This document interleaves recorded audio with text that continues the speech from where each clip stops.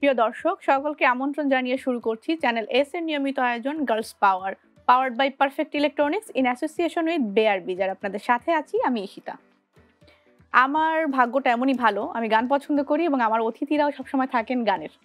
তো আজকেও আমাদের সাথে দুজন অতিথি আছেন, পাওয়ারফুল গার্লস বা লেডি, যারা হলো আমাদের সঙ্গীতাঙ্গনের, এবং তাদের সাথে আমরা পরিচিত হব, তাদের গান শুনবো, তাদের এই জার্নি, তারপরে তাদের লাইফস্টাইল, তাদের লাইফ সব সম্পর্কেই জানবো। আড্ডা হবে, গান হবে, ফান হবে, সাথেই থাকবেন। চলে যাচ্ছি অতিথিদের সাথে পরিচিত হতে। আপু, আমি সুবর্ণা পাল, পেশায় হচ্ছে একজন রবীন্দ্রসঙ্গীত শিল্পী আর হচ্ছে নাট্যশিল্পী। আচ্ছা, গল্পটা না কিছুক্ষণ পরে বলবো যে আমার নাট্য জগতে কিভাবে আসা, গান থেকে। ওকে, মানে একটা অঙ্গন থেকে আরেকটা অঙ্গনে পদার্পণের গল্প আমরা শুনবো, ডেফিনেটলি শুনবো। আপনাকে ওয়েলকাম করছি আমাদের অনুষ্ঠানে। আপু, আমি সিলভি জয়তি গোমেজ, পেশায় আমি একজন শিক্ষক, কিন্তু আমি গান পছন্দ করি, গানকে ভালোবাসি, এর জন্য গান নিয়ে আছি। আচ্ছা, আমরা গান সবাই পছন্দ করি, ম্যাক্সিমাম মানুষই গান পছন্দ করে, ভালোবাসে। তো আগে আপুর গল্পটা শুনবো, তারপরে আপনার কাছে আবারও ফিরবো। একদম।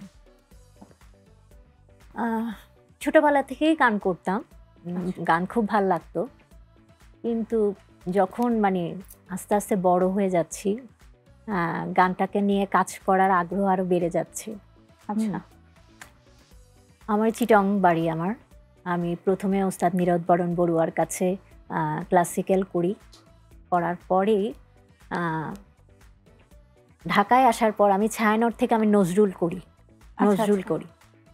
করার পরে আমি রবীন্দ্রসঙ্গীতে ডিপ্লোমা করি সুরের ধারা মিউজিক অফ কলেজ থেকে। সুরের ধারায় যাওয়ার পর আমার জার্নিটাই কেমন যেন চেঞ্জ হয়ে গেল। আচ্ছা, আমাদের পজিটিভ ওয়ে। হ্যাঁ, আমার গুরু হচ্ছে রেজানা চৌধুরী বন্যা। আচ্ছা, বন্যাদি সবসময় আমাদেরকে বলতেন যে তোমরা কিছু করো, এই গানটাকে নিয়ে তোমরা অনেক কিছু করতে পারো, এটাই একদিন তোমাদের শক্তি দেবে। তো বিভিন্ন জায়গায় প্রোগ্রাম করি, বিটিভিতে অনেক বছর ধরে কাজ করি নাটক এবং গান নিয়ে, রেডিওতে কাজ করি অনেক দিন যাবৎ। রেডিওতে অডিশন দিতে গিয়ে অনেক বিচারকদের সাথে, মানে আমি যখন অডিশন দিই, তারা আমার সেই নাটকের যখন অডিশন হয় তখন ওনারা আমার গানও শুনেছেন।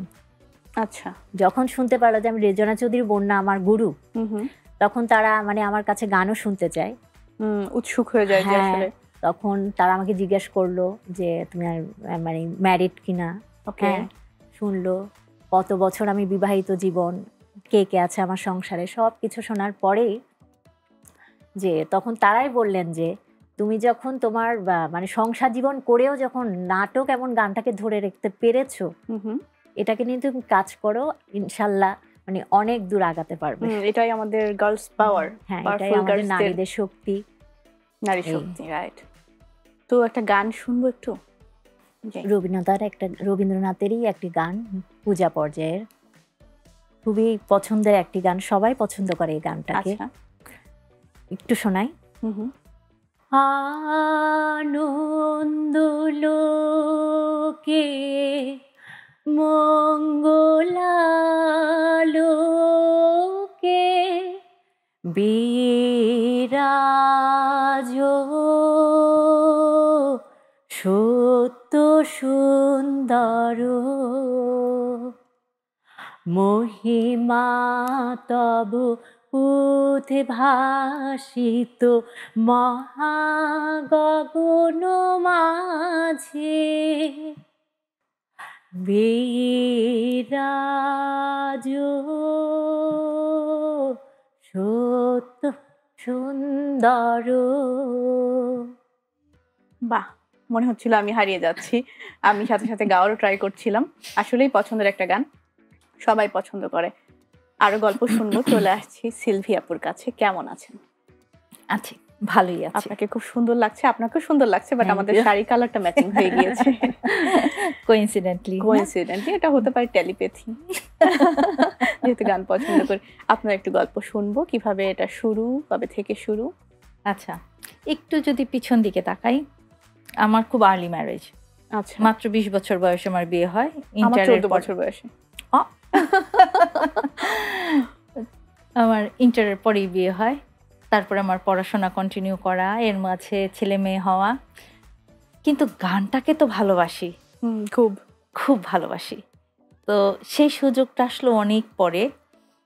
এই আমিও সুরের ধারা থেকে আমারও ডিপ্লোমা করা। ওকে। তো আমি ছিলাম সুরের ধারা কলেজ অফ মিউজিকের সেকেন্ড ব্যাচ। ওকে। আর রেজওয়ানা আপা সত্যি সত্যি আমাদের গুরু, এবং উনার যে ধ্যান ধারণা, উনার যে ইন্সপায়ারনেস আমাদেরকে, সেটা আসলে আমাদেরকে আসলেই অনেক দূরে এগিয়ে নিয়ে গেছে, মোটিভেট করেছে অসম্ভবভাবে। এই যে এত কিছুর পরে আমি কিন্তু একজন শিক্ষক, আমি একটা কলেজে লেকচারার হিসেবে কাজ করছি পার্ট টাইমে, আমি একজন উদ্যোক্তা, খাবার নিয়েও কাজ করি। আমি খেতে হবে, হ্যাঁ অবশ্যই খাবার নিয়েও কাজ করি, এবং এছাড়া গানটা ধারণ করি। একদম গানটা ধারণ করি একদম প্রথম প্রেমিকের মতো, ভোলা যায় না। হ্যাঁ একদম। এই নিয়ে চলায় অনেক চড়াই উতরাই, কিন্তু চলছি। ভালো ভালো আছি, আছি আছি ভালো আছি, অবশ্যই গান ভালো চলছি, আছি। ভালো আছি। হ্যাঁ, একটা গান শুনবো। জগত জুড়ে উদার সুরে আনন্দ গান বাজে, সে গান কবে গভীর রবে বাজিবে হিয়া মাঝে। জগত জুড়ে উদার সুরে আনন্দ গান বাজে, বাতাস জল আকাশ আলো সবারে কবে বাসিব ভালো। বাতাস জল আকাশ আলো সবারে কবে বাসিব ভালো। হৃদয় সভা জুড়িয়া তারা দেখিবে নানা সাজে। বাহ, মুডটা একদম লাইট হয়ে গেল, ভালো লাগছে। অনেক ভালো গিয়েছেন। আর আপনারা তো আসলে কি বলে, আপনাদের গুরু আছেন, বাট আপনারা আমাদের গুরু গুরু গুরু তারও গুরুর মতন। আমরা এখন একটু গান তো শুনলাম, একটু কি কুইজে যাব? কার কাছে আগে যাব, কে বেশি কনফিডেন্ট? কার কাছে যাব? একজনকে করলেই হয়, কোনো আপুর অসুবিধা কাছে যাব? না, ওর কাছে যান। তার কাছে? আচ্ছা। কত যে তোমাকে বেসেছি ভালো, সে কথা তুমি যদি জানতে। গানটার আসলে কার গাওয়া? আমাদের এই গানটার শিল্পীকে? আমাদের দেশে একজন শিল্পী না? জি। কত যে তোমাকে পছন্দের একজন মানুষ, ভালো, সে কথা তুমি সুবীর নন্দী। যদি জানতে। সুবীর নন্দী। Right. আমি এক্সাইটমেন্টে আপনাকে আর কোনো ধরনের পাজল রাখিনি। আপনি পেয়ে যাচ্ছেন 10 পয়েন্টস। আমরা একটা আপুর জন্য ক্ল্যাপ করি। Thank you, thank you. আমি কেমন গাইলাম? দারুণ, ভালোই গেছেন। আপুর কাছে যাব? ভয়, নার্ভাস, এক্সাইটমেন্ট কিছু কাজ করছে? না, কিছুই না। যাই হোক, হবে একটা। আচ্ছা, প্রশ্ন হলো, ওহে কি করিলে বলো পাইব তোমারে, এই রবীন্দ্রসঙ্গীতটির পরের লাইন কি?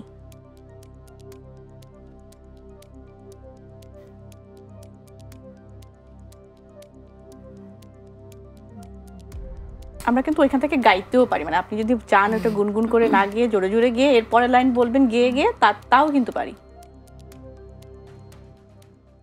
মাঝে মাঝে তব দেখা পাই, চিরদিন তারে পাই না। পরের লাইন কেন মেঘ আসে হৃদয় আকাশে। আপনি বলে দিয়েছেন। আমরা কি এটা নিব? ওটাকে নিব আসলে? আপু কি বলেন, নিব? নিন। আচ্ছা, নিলাম। আপনিও পেয়ে যাচ্ছেন 10 পয়েন্টস। আপুর জন্য আমরা একটু ক্ল্যাপ করি। এই যে হঠাৎ করে গানটা আপনার তো ডেফিনেটলি আমাদের সবারই পছন্দের গান, সবারই এটা আমরা যখনই কোথাও শুনি গুনগুন করে গাই, আর আপনারা তো ডেফিনেটলি গান, কিন্তু যে হঠাৎ করে বলার পরে যখন ব্ল্যাঙ্ক হয়ে যাওয়ার ব্যাপারটা, এটা মনে হয় আমাদের সবারই হয়। সবারই হয় এটা সবারই হয়। মানে গান, রবীন্দ্রনাথের এত গান, শুধু গান না, হঠাৎ করে আমার পাড়া যে কোনো একটা ব্যাপারও যদি কেউ আমার সামনে হঠাৎ করে জিজ্ঞেস করে, সাডেনলি আমি ব্ল্যাঙ্ক হয়ে যাবো, জোন আউট হয়ে যাবো, এটা মনে হয় সবার হয়। তাহলে আমি একাই না, এরকম আরো পাবলিক আছে। কখন এমন মনে হয়েছে যে পরিবার, ক্যারিয়ার, নিজেকে সব মিলে সামলানো কষ্ট হয়ে যাচ্ছে, বা কোনো একটা ছেড়ে দেওয়া, স্কিপ করা, এরকম কোনো সিচুয়েশন বা কখনো মেন্টালিটি? না, অফকোর্স এটা তো আসলে পরিবার, নিজের কাজ সবকিছু মিলে তো আসলে হয় না, হয়ে ওঠে না। কারণ যে কোনো কিছু আমরা যেটাই করব একটার দিকে নজর রাখতে হবে। তখন কি করেছি, কিভাবে সামলেছি? অনেক কষ্ট হয় আর কি, মানে সব দিকে খুবই মানে তখন চিন্তা হচ্ছে আমাকেও পারতে হবে, মাল্টিটাস্কিং সবাইকে, এই ব্যাপারটা আর কি। রাইট। কখনো মনে হয়েছে যে গান ছেড়ে দেই? না, এটা কখনো মনে হয় না। That's great. কারণ আমাদের যখন মন খারাপ হয় তখন গান শুনলে দেখবেন আমাদের মনটা ভালো হয়ে যায়, মানে আমরা আদার্স আমাদের অন্য কিছু ভুলে যাই। না, এটা যারা গানের শিল্পী তাদের যতই বিপদ আসুক, যতই তারা দুঃখ কষ্টই থাকুক না কেন, তাদের মধ্যে এটা একটু গান ছেড়ে শুনছি বা নিজে গুনগুন করছি, এরপর মোটিভেটেড ফিল করছি, ইন্সপায়ার্ড হচ্ছি। আমরা আরো গান শুনবো, আরো গল্প শুনবো, তার আগে একটা ছোট্ট বিরতি নিয়ে নিচ্ছি। প্রিয় দর্শক, নিয়ে নিচ্ছি ছোট্ট একটা বিরতি, কোথাও যাবেন না, সাথেই থাকুন। বিরতির ওপারে কিন্তু আরো অনেক এক্সাইটমেন্ট, অনেক গেম, অনেক গান, সবকিছু অপেক্ষা করছে, সাথেই থাকুন।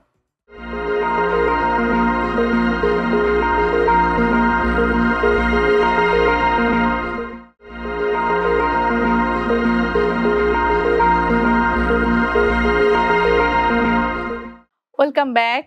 আপনাদের সাথে আছে আমি ঈশিতা। আপনারা দেখছেন girls power, powered by perfect electronics in association with বেয়ারবিজ। আমরা চলে যাব আবারও আমার গেস্টদের সাথে গান, আড্ডা, কুইজ এবং ধাঁধা খেলতে।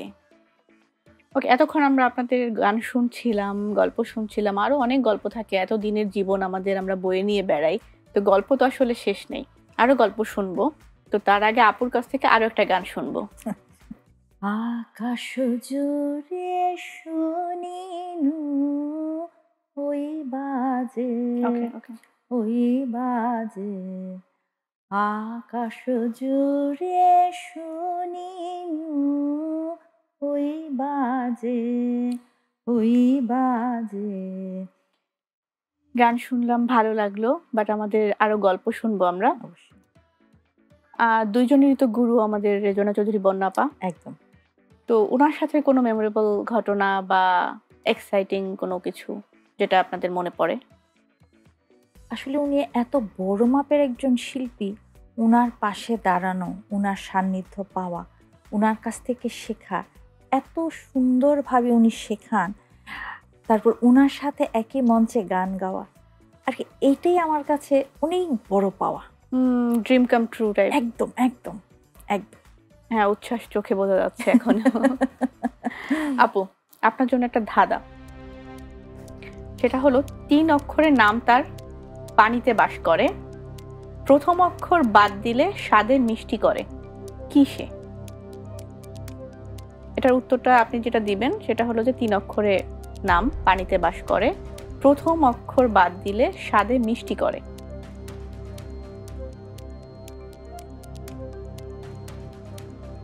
কাউন্টডাউনে যাব, অনেকক্ষণ কিন্তু সময় দিতে পারবো না, আমাদের কিন্তু 15 সেকেন্ডস। ক্লু দেওয়া যাবে না, আর 5 সেকেন্ড কিন্তু মাত্র। পারছেন না আপু? আপনিও পারছেন না? একটু ভেবে বলতে হবে। প্রথমে আমরা বলে দিচ্ছি পারছি না, এটা কোনো কথা হলো? 3 অক্ষরে নাম, পানিতে বাস করে, প্রথম অক্ষরটা কেটে দেই, এরপর সেটা একটু সুইট কোনো একটা টেস্ট দেয়। কাউন্টডাউনে যাব কিন্তু। 5 4 আসছে না কিছু, 3 2 1। কেউই পারলাম না। মাগুর। ও মাগুর থেকে মা বাদ, মানে প্রথম অক্ষর বাদ দিলে গুড়, যেটা হলো হ্যাঁ। আমরা খাই মিষ্টি গুড়। হ্যাঁ হ্যাঁ হ্যাঁ হ্যাঁ, একদম একদম খুব তো easy বলেছিলাম ছিল। এটা খুবই সহজ, আপনারা Easy চিন্তা ছিল, করলে হ্যাঁ, পারবেন, হ্যাঁ। কিন্তু আপনারা চিন্তাই করেন নাই, ছেড়ে দিয়েছেন। একদম একদম। আচ্ছা, যাই হোক, হুম। হয় খেলাধুলা এমন হয়, আমরা হ্যাঁ, দুইজনকে কাউকেই কোনো পয়েন্ট দিতে পারছি না, বাট প্রথম পর্বে আমাদের দুজনেরই পয়েন্ট ছিল 10-10, যদিও আপুর থেকে শুনে শুনে নেওয়া হয়েছে ধার করে, তারপরও 10-10। একদম। এত কিছু করছেন, যেটা বলেছিলেন যে এটা আনন্দের সাথেই করছি, তো এত কিছু করতে করতে লাইফকে কিভাবে দেখেন বা উপভোগ করতে পারছেন কিনা? কখনো মনে হয় কিনা যে আসলে এনজয়মেন্টটা নাই, শুধু কাজই করে যাচ্ছি, বা মনে হয় কিনা যে হ্যাঁ আমি আমার লাইফকে এভাবেই লিড করতে চেয়েছিলাম, সেভাবেই লিড করছি, সো আমি এনজয় করছি? কোনটা মনে হয়? আসলে যেটা হয়েছে, ওই যে যখন ছোটবেলায় স্কুল লেভেলে যখন নাকি বন্যাদির গান শুনতাম, তখন মনে হতো যে বন্যাদির কাছ থেকে যদি একটু সাহচর্য পেতাম তাহলে মনে হয় ভালো হতো। কিন্তু আর কি ঈশ্বরের বিশেষ আশীর্বাদ আমার প্রতি ছিল বিধায় আমি তার সাহচর্যটা পেয়েছি। আবার ছোটবেলায় কিন্তু আমাদের সবারই ড্রিম থাকে যে একজন টিচারের সান্নিধ্য পেয়ে যখন বড় হই, তখন আমি নিজেও একজন টিচার হব। সেটাই হয়েছে, আমি শিক্ষক হয়েছি। এবং আমি যখন বিএড করছিলাম তখন আমার মনে হয়েছে আমি ওই মঞ্চে দাঁড়াবো, এবং ঈশ্বর আমার সহায় হয়েছে, আমার এই ড্রিমটাও সহজ হয়েছে। যেহেতু আমার স্বপ্নগুলো পূরণ করাটা কিন্তু এত সহজ না, স্ট্রাগল করতে হয়েছে আমাকে, করছি এখনো, but I enjoy it. Good, এটাই হওয়া উচিত। যতই স্ট্রাগল থাকুক, আমি যখন এনজয় করছি, that means it worth it. এবার যাচ্ছি কিন্তু আপনার ধাঁধায়। চিন্তা না করে বলে দেওয়া যাবে না যে না পারছি না, চিন্তা করতে হবে। খুবই সিরিয়াস। ধাঁধাটি হলো, সমুদ্রে জন্ম আমার, থাকি সবার ঘরে, একটু জলের স্পর্শ পেলে যাই আমি মরে। লবণ। আপনি শিওর? এত মানে আমি বললাম যে চিন্তা করে বলতে হবে, তার মানে এই না যে চিন্তা না করেই বলে দিতে হবে। আমার উত্তরটা তো ঠিক হয়েছে। সেটা তো আমি এখনই বলছি না, আপনি শিওর কিনা সেটা বলেন, আমি কি এটা নিব কিনা। হ্যাঁ একদম লবণ। লবণ। আপু আপনার কি মনে হয়, আপু কি সঠিক উত্তর দিয়েছেন নাকি ভুল? সঠিক। সঠিক, কিন্তু নিতে পারছি না। সঠিক, হ্যাঁ সঠিক। আপনি পেয়ে যাচ্ছেন 10 পয়েন্টস। সো প্রথম পার্টে আপনার ছিল 10, এবারও 10, মানে 20। আর আপনার প্রথম পার্টে ছিল 10, এবার আপনাকে কোনো মার্কস দিতে পারিনি, তো আপনি 10, আপনি 20, আপনি কিন্তু এগিয়ে আছেন। কংগ্রাচুলেশন। Thank you. মন খারাপ করার কোনো ব্যাপার নাই। না, না, না, পরবর্তী একদম না। সেগমেন্টে কিন্তু আমাদের এটাকে মানে টার্ন দ্য টেবিল করা যায়, কারণ 30 পয়েন্টস থাকবে, সেটা সঠিক উত্তর দিতে পারলে, আর ভুল উত্তর দিলে আবার আমি আপনার থেকে -15 নিয়ে নিতে পারবো। তো চিন্তার বা মন খারাপ করার কারণে আমাদের কিন্তু আরো সুযোগ আছে। আপুর কাছে যেটা শুনছিলাম যে কাজ করতে করতে কখনো টায়ার্ড ফিল হয় কিনা, বা মনে হয় কিনা যে না এটাই আমি লাইফ চেয়েছিলাম, আমি সেভাবে এনজয় করছি, কোনটা মনে হয় আসলে? না এটাই, মানে আমি এটাই চেয়েছিলাম, লাইফটাকে এভাবেই এনজয় করতে চেয়েছিলাম। আচ্ছা, আমার বোরিং লাগে না। বোরিং লাগে না? না না বোরিং লাগে না। এক্সাইটেড? ফ্যামিলি থেকে আসলে সাপোর্টটা পাই তো। আমার হাজবেন্ডও আর্টিস্ট। ও আচ্ছা আচ্ছা। হ্যাঁ, সে চিত্রশিল্পী একজন। জি। তো আমার আগে থেকেই মানে মাথায় ছিল যে আমার আর্টিস্ট হলে আমি মনে হয় জীবনটাকে আরো এগিয়ে নিয়ে যেতে পারবো। কারণ একজন আর্টিস্টে কিন্তু আরেকজনকে, একটা আর্টিস্টকে বুঝতে পারে, কিন্তু নন আর্টিস্ট কখনো একটা Right. আর্টিস্টকে বুঝতে পারে না। কমফোর্টেবল একটা ব্যাপার তারপর থাকে। এখন ফ্যামিলি থেকে বাচ্চারা, ছেলে মেয়ে সবাই মানে ইন্সপায়ার করে যে মা তুমি এটা করো। আর এখন তো আমি একজন টিচিংও করি, টিচিংও করছি মিউজিকের উপর, ওকে। বাচ্চাদের শেখাই। তো নেক্সটে আমার পরিকল্পনা আছে যে বাচ্চাদেরকে নিয়ে কিছু করি, যে একটা একাডেমি করব, আচ্ছা আচ্ছা, বাচ্চাদেরকে নিয়ে কাজ করব। That's good. তার মানে আপনি এই আর কি। এনজয় করছেন, Enjoy আপু এনজয় করছি। করছে।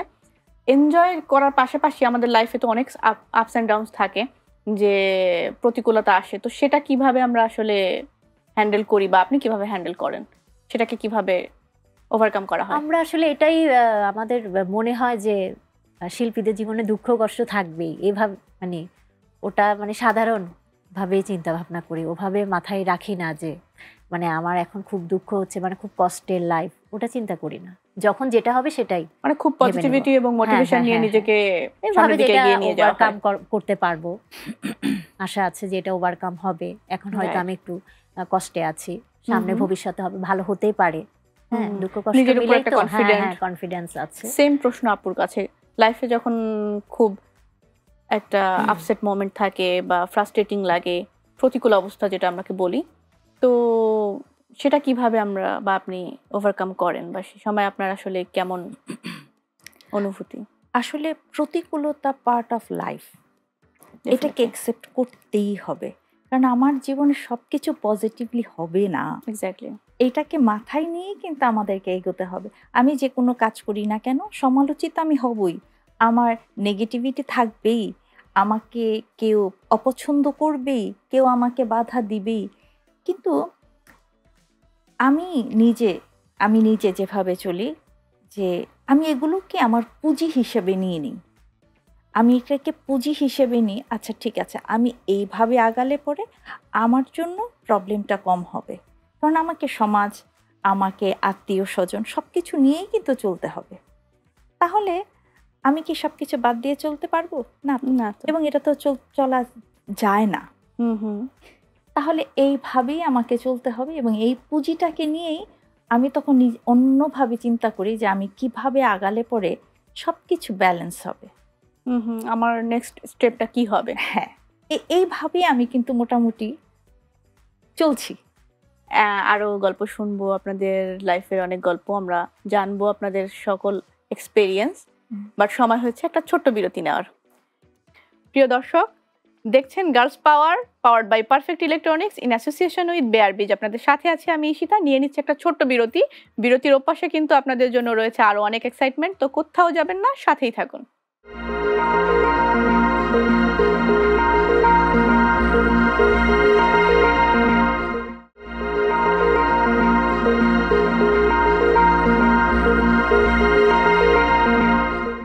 সকলকে আবার ওয়েলকাম করছি গার্লস পাওয়ারে, powered by perfect electronics in association with বেআরবিজ। যেটা বলেছিলাম, আপনাদের জন্য কিন্তু এই পর্বে অনেক এক্সাইটমেন্ট রয়েছে। সো এক্সাইটমেন্টটা পরে বলছি, চলে যাচ্ছি গেস্টদের কাছে। এই পর্বে কিন্তু আমরা গল্প তো করবই, সাথে ধাঁধা আছে, যেটাতে 30 পয়েন্ট।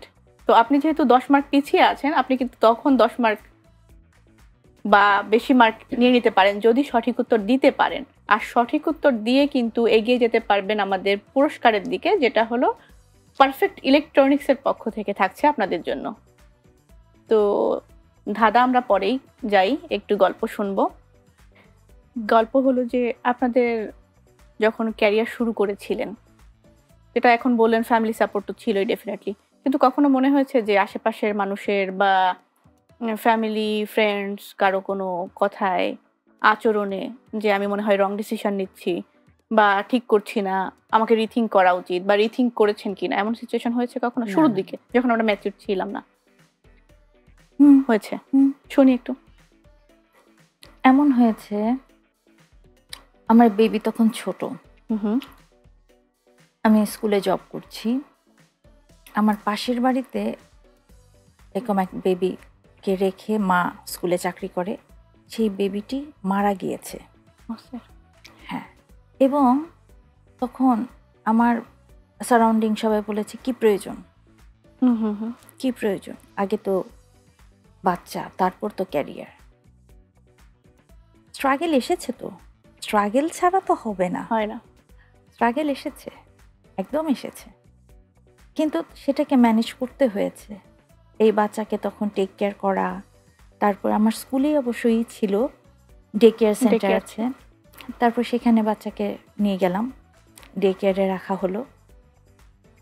আর কি, কোনো ডিপেন্ডেন্টের উপর রাখার চিন্তা না করে তখন ডে কেয়ারে রাখলাম, এবং আমি নিজে তখন চাকরি করছি।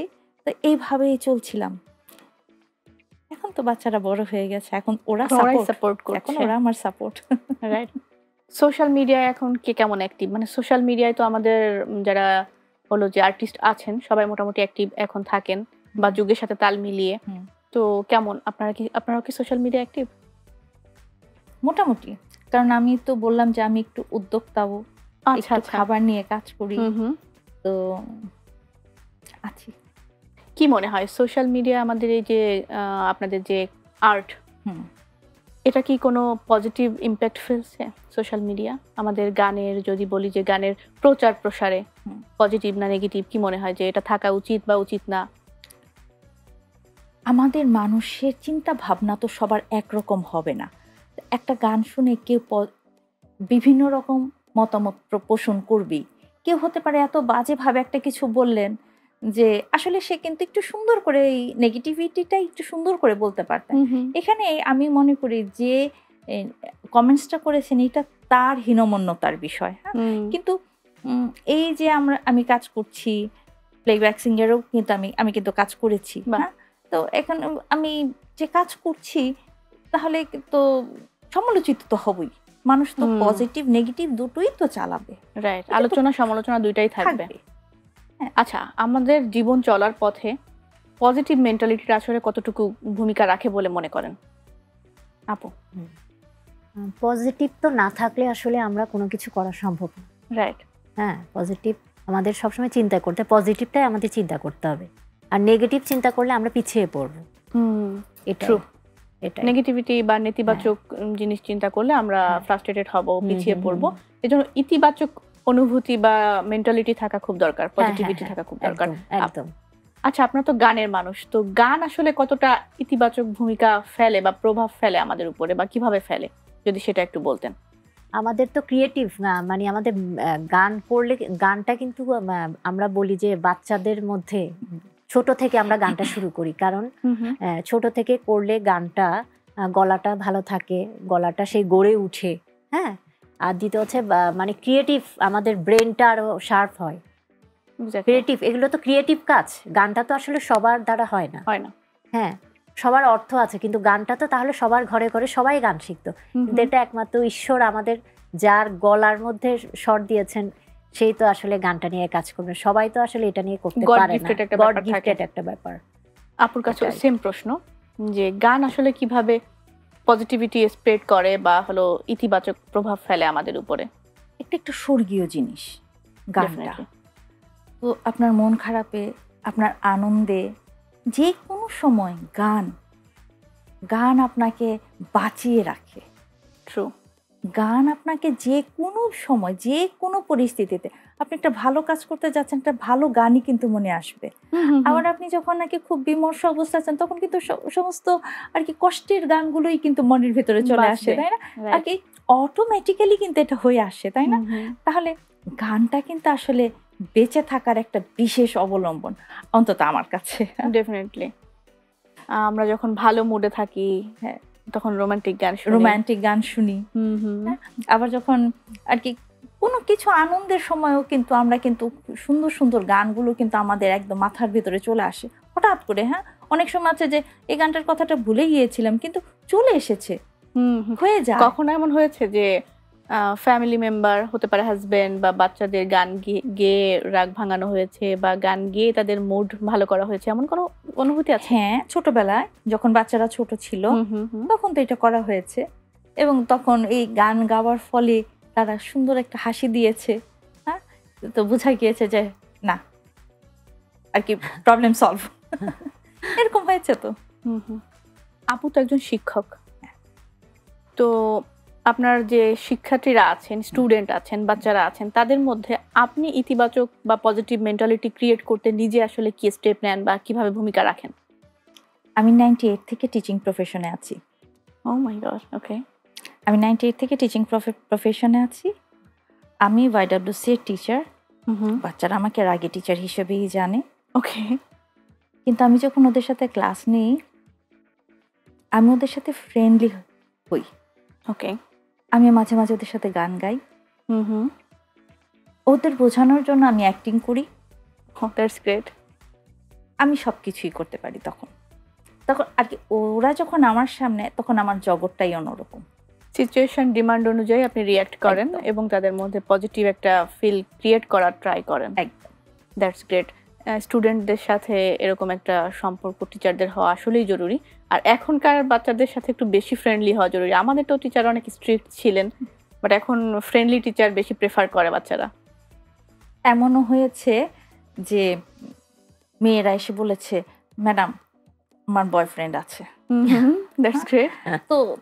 তো তো সে আমাকে ভয় পায় ঠিকই, কিন্তু সেটাও সে বলতে পেরেছে, এটাও তো আমার একটা ক্রেডিট। ডেফিনেটলি আপনি সেই ট্রাস্টের জায়গাটা করতে পেরেছেন, যেখানে সে নিশ্চিন্তে শেয়ার করার মতো সাহসটা পেয়েছে। এক্স্যাক্টলি, এটা ডেফিনেটলি আপনার বড় পাওয়া। তার জন্য আপনাকে আসলে কি বলে যে কংগ্রাচুলেট করতে হয় যে আপনি এটা অ্যাচিভ করতে পেরেছেন। Thank you. আপনার কখন এমন হয়েছে যে বাচ্চাদের সাথে গান গেয়ে কোনো একটা মোমেন্ট সেলিব্রেট করা, বা ওদের রাগ ভাঙানো, বা ওদের মুড চেঞ্জ করা, বা একসাথে বসে বাচ্চার সাথে গান গাওয়া, এমন কখন হয়েছে? হ্যাঁ, আমার মেয়ে যখন হলো, মেয়ে হওয়ার পরেই মোটামুটি গান করতাম, শুনতো। তখন থেকে আর কি বাচ্চারা মানে জানতো যে মা একজন শিল্পী, গান করেন। হ্যাঁ, তারাও কিন্তু খুব এটাকে মানে খুব এনজয় করেন আর কি, যে গান করি। আমার কিন্তু নাচের খুব শখ ছিল। ও আচ্ছা আচ্ছা। আমি যত গুরুর কাছেই করতাম, তারা কিন্তু আমাকে খুব বলতো যে মানে নাচ করার জন্য। যাই হোক, নাচটা আমি নেই নাই, কারণ আমি তো ভাবতেই পারি নাই যে আমি এটা নিয়ে কাজ করতে পারবো। কারণ আমাদের তো বেশিরভাগ মেয়েদের, তাই না, বিয়ের পর নাচ গান এগুলো আসলে হয় না। সংসার হয়ে গেলে তারা আর এগুলোকে কোনো প্রাধান্যই দেয় না। অনেক হলো গল্প, এবার কি ধাঁধায় চলে যাব? একদম। কোন আপুর কাছে আগে যাব? 10 মার্ক পিছিয়ে থাকা আপুর কাছে যাব আগে? যাব? ঠিক আছে, কনফিডেন্ট? হ্যাঁ ঠিক আছে। এবার কিন্তু হলো 30 পয়েন্ট, 30। আর ভুল উত্তর দিলে কিন্তু -15। যদি আপনার কাছে -15 নেওয়ার মতো 15 নাই এখনো আমার আসলে, তাহলে আপনাকে মাইনাসে রাখতে হবে।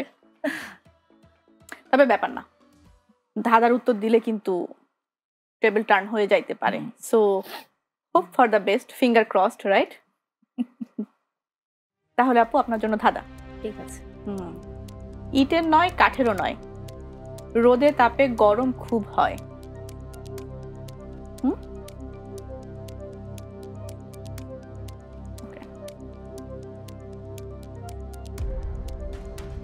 ইটের নয়, কাঠেরও নয়, রোদে তাপে গরম খুব হয়, ঝমঝমিয়ে বৃষ্টি ঝরে, কি নামে ডাকেও বলো আমারে। আবার বলবো, ইটের নয়, কাঠেরও নয়, রোদে তাপে গরম খুব হয়, ঝমঝমিয়ে বৃষ্টি ঝরে, কি নামে ডাকে বলো আমারে। টিন। টিন মানে ঘরের। ভাবুন ভাবুন, ভাবতে থাকুন, 30 সেকেন্ড সময় আছে, তো ভাবা যাবে। গভীর ভাবে ভাবতে হবে যে আমার এটা পারতেই হবে। আপনি কি বলেছিলেন? টিন। ঘরের টিনের ঘর। টিনটার উপর যখন ইয়ে হয়, শব্দ হয় না, ঝমঝমের শব্দটা তো টিনের উপরে। টিনের উপরেই। তো আমি কি উত্তরটা নিব? টিনের ঘর। শিওর নিব? লক করে দিব? আচ্ছা, তার আগে আপুর কাছ থেকে জেনে নিচ্ছি উত্তরটা কি সঠিক হয়েছে। আপু বলেছে টিনের ঘর। কনফিউজড? আপনি কি কনফিউজড নাকি দিয়ে দিয়েছেন? তো দিয়ে দিয়েছেন, লক করে ফেলেছি কিন্তু। লক করে ফেলেছি, টাইম দিতে পারছি না, সরি। বাট টাইম না দিতে পারলেও মার্কস দিতে পারছি definitely. Wow, you are right. 30 points. 30 points জিতে গিয়েছেন। সো আপনি দেখছেন 40 পয়েন্ট হয়ে গেল। আমি যেটা বলেছিলাম যে টেবিল কিন্তু টার্ন করা পসিবল। একদম একদম। আপু, আপনার কাছেও ধাঁধা নিয়ে আসছি, কিন্তু তার আগে চলে যাচ্ছি আমার দর্শকের কাছে। দর্শক, গত সপ্তাহে ধাঁধা ছিল, গত সপ্তাহে আমাদের কুইজ ছিল প্যাডেল ঠেলে করি কাজ, দিনে রাতে ক্লান্ত রোজ, যাত্রী নিয়ে পথ চলি, আমি কে ভাই যাও তো বলি। যার সঠিক উত্তর ছিল রিক্সা চালক। অধিকাংশ দর্শক রিক্সা উত্তর হিসেবে পাঠালেও কেউই পুরোপুরি সঠিক উত্তর দিতে না পারায় আমরা কাউকেই বিজয়ী ঘোষণা করতে পারছি না। তবে মন খারাপের কারণ নেই। এই সপ্তাহের কুইজে ঝটপট অংশগ্রহণ করে ফেলুন এবং জিতে নিন পারফেক্ট ইলেকট্রনিক্সের সৌজন্যে চমৎকার উপহার। এবার চলে আসছি আপু আপনার কাছে আপনার ধাঁধা নিয়ে। আপুর পয়েন্ট কিন্তু আছে 40, আপনার আছে 20। তো দেখা যাক এবার কে আসলে ট্রফিটা নিয়ে যেতে পারে। হাড্ডাহাড্ডি লড়াই হবে নাকি হবে না, দেখি কি হয়। এক্সাইটমেন্ট, ভয় কিছুটা, কিছুটা, ওকে, তাহলে চলে যাচ্ছি। তো আপনার ধাঁধা হচ্ছে, যদি আমি ডাইনে যাই, বায়ে যাই বা সামনেও, মানে আমি যেদিকেই যাই, ডাইনে বায়ে সামনে যেদিকেই যাই, সাথে থেকে বলবে আমায় সব ঠিক আছে, বলো তো কেও, সেটা কে? আমি যদি সামনে বামে বা ডাইনে যেদিকেই যাই, ওটা সামনে থেকে বলবে সব ঠিক আছে। আমার মন বা বিবেক? না, এটা তো অনেক বেশি গম্ভীর হয়ে যায়, এত বেশি ভাবার্থেও যাচ্ছি না আমরা। ধারা যেহেতু ফানি কিছু একটাই হবে। আমার ছায়া? ছায়া না, আর একটু ভাবতে হবে। সময় দিতে পারছি না কিন্তু, আর মাত্র, আমি কি কাউন্টডাউনে চলে যাব? তাহলে যাই। আমার সাথের জন? সাথের জনকে? সাথের জন তো সবসময় আপনাকে সাথেই থাকবে, ডানে বামে তো বলতে পারবে না। আমি কাউন্টডাউনে চলে যাচ্ছি, সময় দিতে পারছি না। 5 4 3 আমার মাথা? 2 1 আয়না। and আয়না হয়তো। আপনি ভুল উত্তর দিয়েছেন, আয়না। আপু কম কথা বলে কিন্তু চিন্তা করছি না দুটাই ঠিক বলে ফেললো, ধাঁধাটাও। সরি, কোনো নাম্বার দিতে পারছি না। তো আমাদের সিলভি আপু হলো 20 পয়েন্টস এবং সুবর্ণা আপু হলো 40 points. Congratulation. Thank you. Congratulation. দর্শক, এবারে আপনাদের জন্য এ সপ্তাহের প্রশ্ন। দেহ চিকন পেটটা বড়, পড়বে তাতেই পানি ভরো, মুখটা তার থাকে খোলা, নামে আছে জয়ের দোলা, কি সেটা? প্রশ্নের সঠিক উত্তর দিতে হবে আমাদের ফেসবুক পেজ এবং গ্রুপে কমেন্টের মাধ্যমে। সেখান থেকে আমরা লটারির মাধ্যমে একজন বিজয়ী নির্বাচন করব এবং যিনি ভাগ্যবান বিজয়ী হবেন তিনি কিন্তু পেয়ে যাবেন পারফেক্ট ইলেকট্রনিক্সের পক্ষ থেকে আকর্ষণীয় গিফট হ্যাম্পার। তো আপনাদের প্রশ্নের উত্তর আমাদের ফেসবুক পেজ এবং গ্রুপে কমেন্টের মাধ্যমে দিতে থাকুন।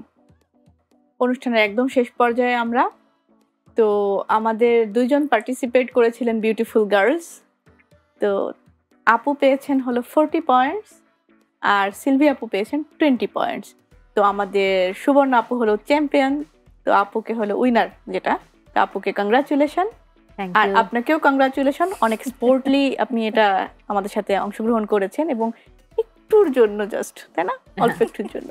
তো মন খারাপ করার কিছু নাই, দুইজনই পুরস্কার পাচ্ছি এবং এটা জাস্ট এন্টারটেইনমেন্ট ছিল, বিনোদনের জন্য ছিল। সো প্রথমে আমরা সিলভি আপুকে আপুর পুরস্কারটা তুলে দিচ্ছি। তো আপু, আপনার জন্য আমাদের পারফেক্ট ইলেকট্রনিক্সের পক্ষ থেকে একটা perfect gift hamper. Thank you. Thank you so much. Welcome. এবার আমাদের বিজয়ী আপুর কাছে চলে যাচ্ছি আপুর গিফট হ্যাম্পার নিয়ে, যেটা আপনাকে গরমে ঠান্ডা রাখবে এবং ঠান্ডায় গরম রাখবে। Please Thank accept you. Your gift. Perfect ইলেকট্রনিক্সের পক্ষ থেকে পারফেক্ট গিফট।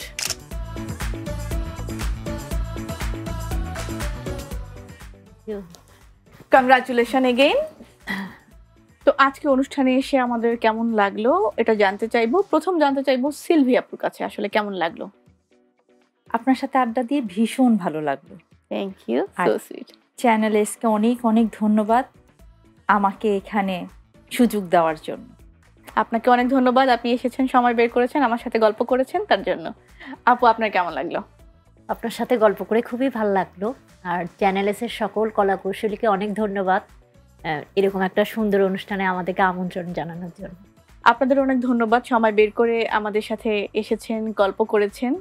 গল্প করে অনেক ভালো লাগলো। সবাই ভালো থাকবেন আপনারা। দর্শক, এবার সময় বিদায় নেওয়ার। দেখছিলেন girls power, powered by perfect electronics in association with বেয়ারবিজ।